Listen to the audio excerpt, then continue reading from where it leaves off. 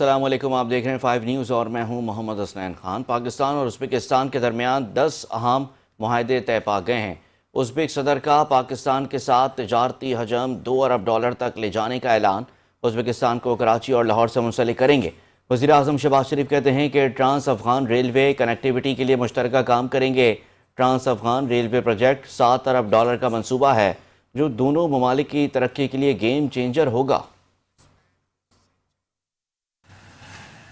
And Excellency Pakistan and Pakistan, they span over centuries and share a common past, and we all have read in our school days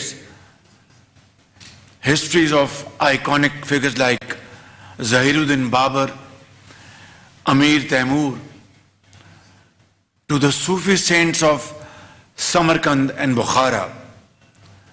This shared history is only the beginning.